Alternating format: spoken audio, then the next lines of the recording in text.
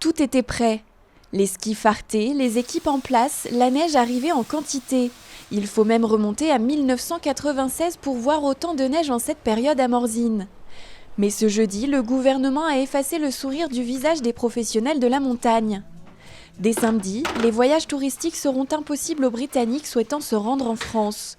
Une catastrophe pour l'économie morzinoise.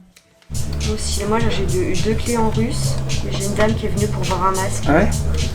Certains hébergeurs vont fermer ou sont déjà fermés, puisqu'ils étaient à 100% avec des clients anglais.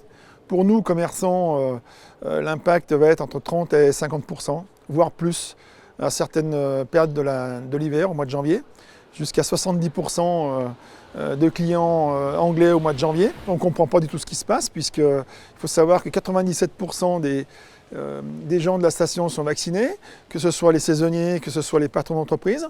Quasiment tout le monde est vacciné, avec un parcours vaccinal complet, que la station a anticipé les tests PCR ou les tests antigéniques, jusqu'à 1200 par jour, possible. Donc tout avait été préparé, tout avait été vu en amont. L'incompréhension règne partout ce vendredi dans la station. Russell, d'origine britannique, vit à Morzine depuis plus de 20 ans. Il est le propriétaire de ce bar et pour lui aussi, la nouvelle a bien du mal à passer. C'est le doute, on ne sait pas où on va, on ne sait pas comment on fait avec le personnel, on ne sait pas si on peut rester ouvert. Ça s'enlève à une grosse partie de la clientèle.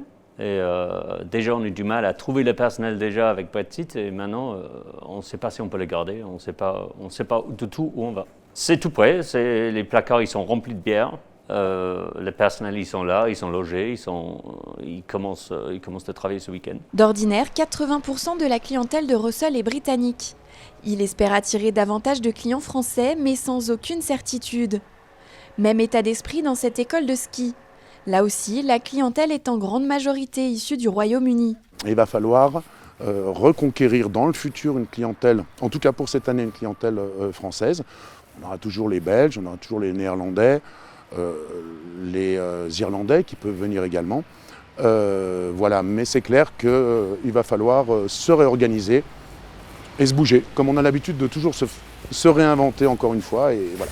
Les congés de fin d'année démarrent donc sur une note amère pour les Morzinois, qui espèrent une levée des restrictions aux frontières la plus rapide possible pour reprendre le cours de cette saison qui s'annonçait pourtant si bonne.